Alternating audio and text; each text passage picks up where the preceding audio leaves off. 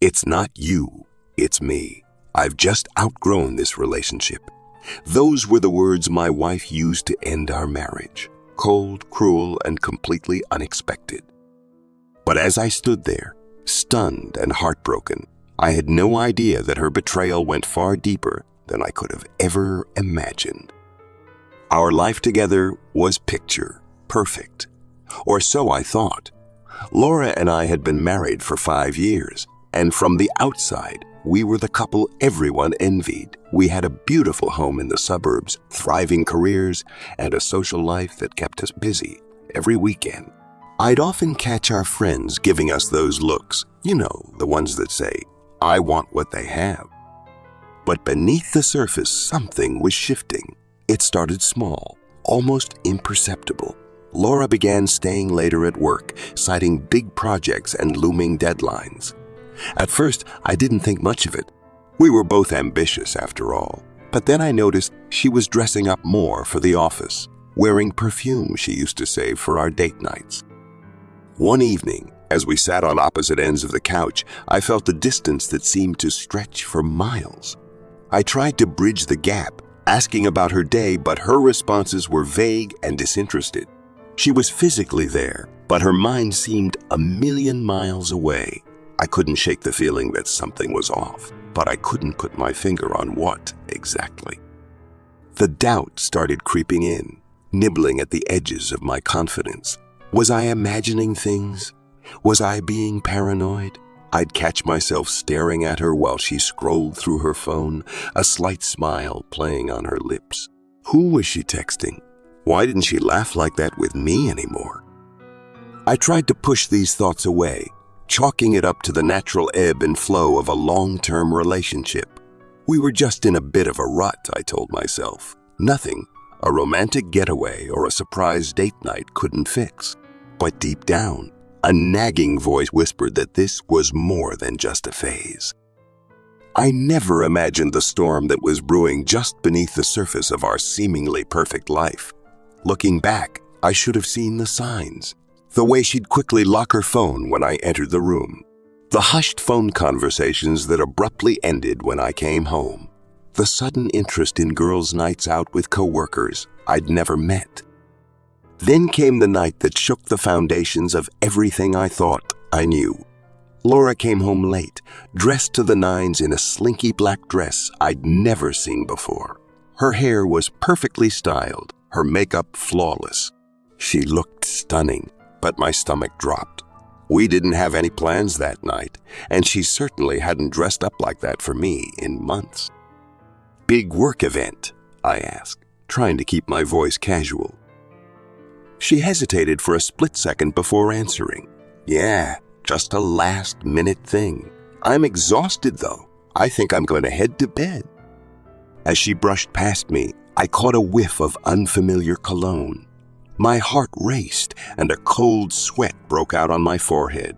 In that moment, I knew. Little did I know. Our perfect world was about to shatter into a million pieces, and nothing would ever be the same again. They say ignorance is bliss, but knowledge can be a wrecking ball to your entire existence. As I lay awake that night, I had no idea that in just a few short hours, Laura would utter words that would shatter our marriage into a million jagged pieces. The next morning, I stumbled into the kitchen, bleary-eyed and anxious. Laura was already there, fully dressed and sipping coffee. She looked up at me, her face a mask of cold determination. "We need to talk," she said, her voice devoid of emotion. I felt my stomach drop as I sat across from her. The air between us crackled with tension. "I want a divorce," she declared, her words hitting me like a freight train. I sat there, stunned, unable to process what I was hearing. "What? Why?" I stammered, my mind reeling. Laura sighed, setting down her mug with a deliberate clink. "I've outgrown this relationship," she said, echoing those cliched words I'd heard in countless movies. But this wasn't a movie. This was my life falling apart in real time. As she continued talking, I felt like I was on an emotional roller coaster, plummeting into a pit of despair. She spoke of feeling unfulfilled, of wanting more from life. Each word was a knife twisting in my gut, but the worst was yet to come. "There's someone else," Laura said, her eyes not quite meeting mine. "It's Jeff." Jeff, my boss. The man I'd shared countless lunches with, the one who'd congratulated me on my last promotion. The betrayal was so profound, so unexpected, that for a moment I couldn't breathe. Anger, hurt, and disbelief warred within me. "How could you?" I choked out, my voice barely above a whisper. "How long has this been going on?" Laura's response was cold, clinical. She rattled off dates and events, painting a picture of an affair that had been unfolding right under my nose for months. With each revelation, I felt my world crumbling around me. I wanted to scream, to rage, to demand answers. But the words stuck in my throat. I just sat there numb as Laura continued her brutal assault on our marriage. But Laura wasn't done twisting the knife.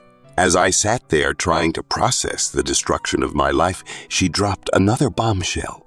"I think it's best if you move out," she said, her tone leaving no room for argument. "If you don't, I'll file for a restraining order." I couldn't believe what I was hearing. A restraining order. Based on what? I hadn't done anything wrong. But as I looked into Laura's eyes, I saw a coldness there that I'd never seen before. She was serious. "You can't do this," I protested weakly, but I knew it was futile.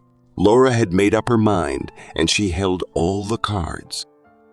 As she walked out of the kitchen, leaving me alone with the shattered remains of our marriage, I felt my world crumble around me. Everything I thought I knew, everything I believed in, had been a lie. And now I was left with nothing but the bitter taste of betrayal and the daunting prospect of rebuilding my life from scratch. Little did I know, Laura's words were like a match thrown into a powder keg. Within days, my entire world would implode in ways I never could have imagined. Friends, family, even my career. Nothing was safe from the fallout. The days following Laura's revelation were a blur of confusion and isolation. I felt like I was living in a fog, stumbling through a life I no longer recognized. I tried reaching out to our mutual friends, desperate for some support or understanding. But one by one, they started pulling away. At first, I chalked it up to awkwardness. After all, breakups can be messy and people often don't know how to react. But as the days went by, I noticed a pattern. Friends would make excuses not to meet up. Family members became distant and evasive when I called. It was like I had suddenly become radioactive, and everyone was afraid of getting too close. I couldn't understand what was happening. Then, one evening, I got a text from my cousin Lisa. "Is it true?" she asked. "Did you really threaten Laura?" My heart sank as realization dawned. Laura wasn't just leaving me. She was systematically destroying my reputation. I tried to defend myself, to explain that I was the victim here, but it felt like shouting into a void. No one was listening. The lies spread like wildfire. Suddenly, I was the villain in my own story. People who had known me for years were looking at me with suspicion and disgust. I overheard whispers at the grocery store, saw old friends cross the street to avoid me. It was like being trapped in a nightmare I couldn't wake up from. The impact on my career was devastating. I worked at the same company as Laura and Jeff, and the rumors followed me there too. Co-workers I'd once joked with at the water cooler now avoided eye contact in the hallways. Projects I'd been leading were quietly reassigned to others. I felt like I was suffocating, trapped in an office where everyone believed I was some kind of monster. Just when I thought things couldn't get worse, they did. I was called into HR one Friday afternoon. The room felt cold and sterile as I sat across from Mary, the ER manager I'd known for years. Her face was a mask of professional detachment as she explained that my personal issues were creating an uncomfortable work environment. "We think it's best if we part ways," she said. sliding a severance package across the table. I wanted to argue, to fight back, to make them see the truth, but I knew it was useless.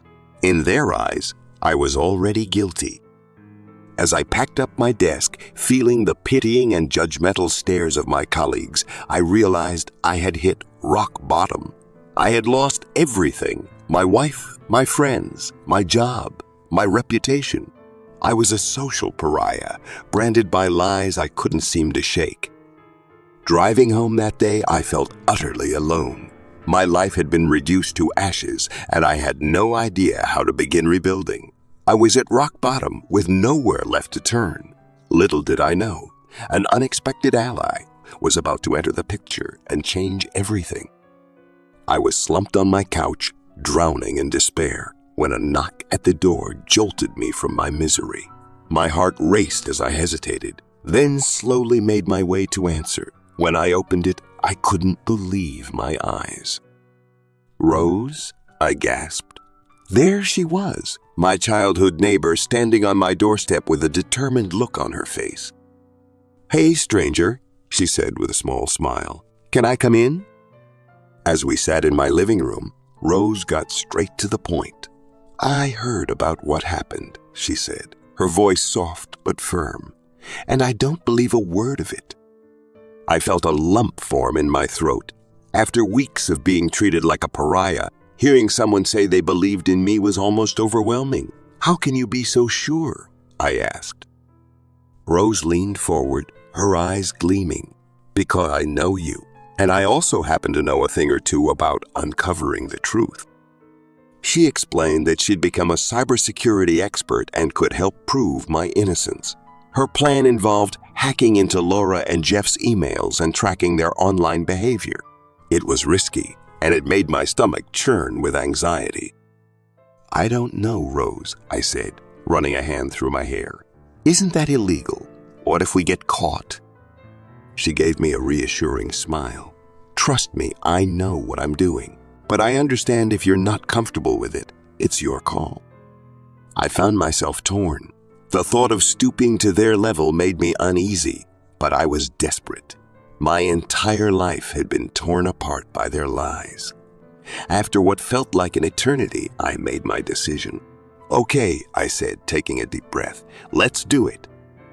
For the next week, Rose worked tirelessly. I paced around my apartment, alternating between hope and dread. Then, one rainy afternoon, she burst through my door, her laptop clutched to her chest.